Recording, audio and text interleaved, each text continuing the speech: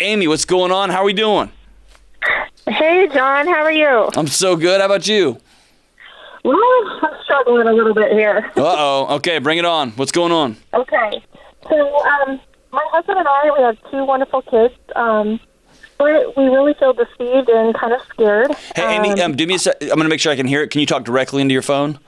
Yes. There we go. Much better. Yeah. Okay, so give me a recap. Okay. So, my husband and I, we feel kind of deceived and scared. Okay. Our 14-year-old has been sneaking around on social media, deleting texts, and is being mentally influenced by a church friend. And so we don't know if we've made the reins on, I guess, electronics in her life too tight, and we kind of need advice on what our next step should be. Okay, so recap here is your daughter, how old is she? She's 14. She's a freshman. Okay, so you have a freshman who's got access to social media, right? Does she have a phone and everything? She has a phone, yes. Okay, so she's got social media. She's deleting posts and deleting texts and communicating with her friends, and you feel hurt and deceived by that. Yes.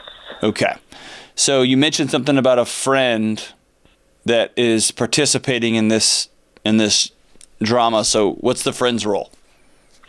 So it is a church friend who's 13, so about a year younger. Mm-hmm. And so just to give you a little bit of background, we've always told our daughter that we will always have the passwords to her phone. Talking to the phone. Okay. There you go. So, there you go. She's never been allowed to be on social media. We kind of found this out a couple years ago, tried to put an end to it. And we recently read a few texts from a church friend that was coming out to her saying that she was bisexual. Mm-hmm. And this was kind of influencing our daughter. And we immediately questioned our daughter on that. And she kind of broke down into tears and kind of revealed to us that she was feeling pressured. Mm-hmm.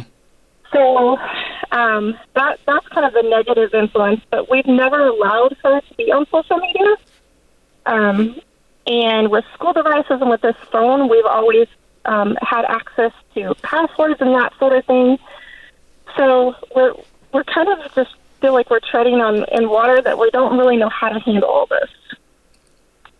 Okay. So there's a lot here, but I want to keep going back to, did you guys get her a cell phone?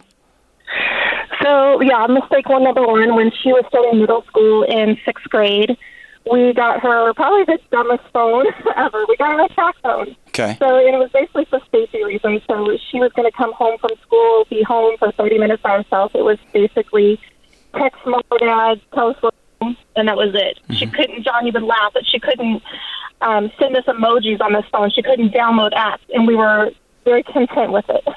But now she's 14 and she's got a phone, right? Yeah, so now she's got a different phone. Okay. And once again, we told her, absolutely there's no... Yeah, but listen, the folks who designed phones, mm-hmm. the folks who designed apps, the folks who designed social media, the folks who designed text messaging, from the dings, the volume, how the dings hit, to how the apps work, to the photos, the way the ease, the way it reads your thoughts and your minds before even, it's designed to bypass all thinking and go directly into your emotional and fear-based parts of your brain. Sure. And so I'm going to hold your 14-year-old, and I might get some flack for this, I'm going to hold your 14-year-old 0% responsible for this. And here's why. You can't expect a child's mind that is hardwired to find out where they belong, hardwired to find out who's my friends, hardwired to find out where they rank on the social standing. And you give them a box that has been designed by tech people and neuroscientists to hack that part of their brain, and they get mad at them for not using this tool correctly. Okay. It's the mom and dad's responsibility to put up boundaries to protect their kids. And so when child breaks down crying and says, I'm feeling pressured to participate in any sort of conversations. And here's the next step. The next step is somebody's going to reach out and say, hey, I'll send you a picture if you send me one. Or Right. the predatory grown men all over the world who are scouring earth for people just like your 14-year-old daughter. They're going to make her offers that her 14-year-old brain can't refuse because she is a child. Right. And so when you hand a kid access to earth and earth shows up, access to the world, and the world shows up, it overwhelms and scares a 14-year-old to death. And so, yeah, she's not making good decisions, but she's a kid, right? It's the same reason we don't let kids drive or smoke cigarettes or buy beer or buy guns because their brains aren't ready yet. A 14-year-old has you and I remember being 14 in our little middle schools, right? Remember what a nightmare that was? You know what I mean? I just wanted to be cool, like on the 7th grade B team basketball team, right? And there was 12 guys on that, 12 kids on that team, not to mention all the kids on planet Earth, right? And so I would never begrudge a 14-year-old from texting with her friends and then hiding them.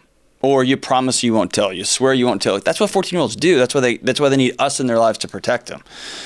I do understand that makes their kid weird. And here's how I know that. Because my 11-year-old came home a few weeks ago bawling his eyes out because he realized there's a whole universe in his school of kids on TikTok and texting and all that, and he wasn't a part of it.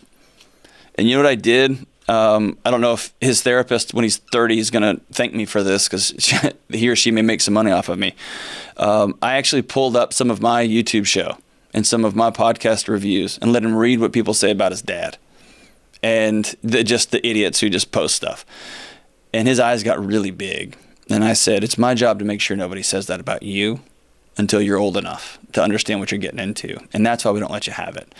And so in my house, we're scorched earth on it, man. I'm just not going to put that kind of hate and poison into the hands of a 14-year-old. And I know that's going to make my kid weird, and it's going to make him an outcast. And it means I'm going to have to backfill that relationship, right?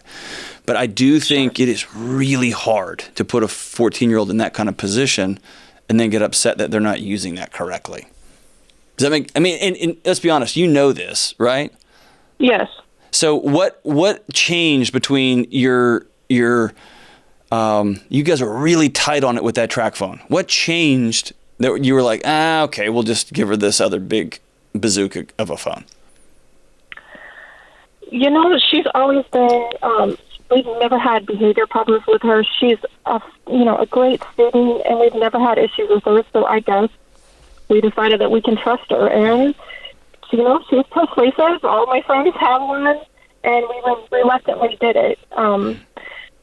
And hey, so listen, Amy, I don't know how to backtrack. Yeah, I love that. That's a great question. And listen, I don't want you to feel bananas. 99% of the parents I talk to say what you just said. I know in my gut this is crazy, but I don't want my kid to be the only one. And what I'm calling on parents is to stand up and be the only one. Because what you're going to find is a lot of other parents, it's like an arms race. A lot of other parents would be all into. I hear this with those video game systems. They walk in and see their kids playing Call of Duty, and they're like, there's a lot of murder going on this screen, but I don't want my kid to be the only weird one. And it's okay. And vice versa, right? And we could do this all on and on, but especially with these phones and social media and texting. And so here's how you backtrack. You have a hard conversation with your daughter.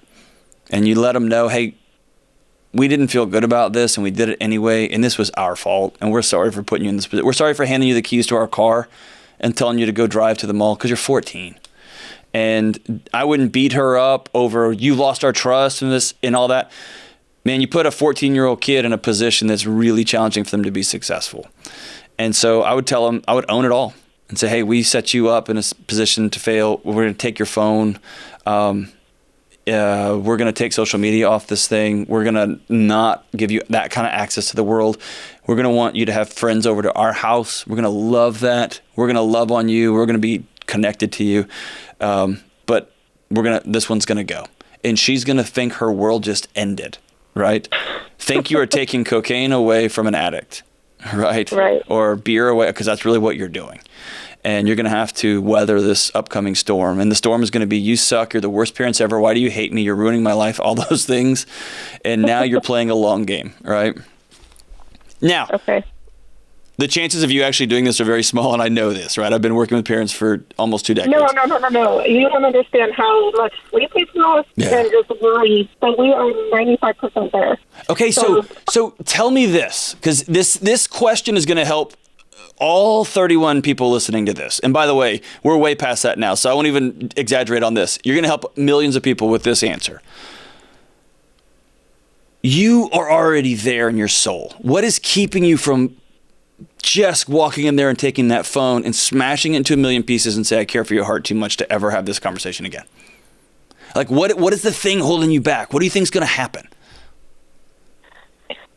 I mean, I guess we're scared about severing that relationship. We have a great relationship with her, and I think she's also a follower and not a leader with her friends and in school.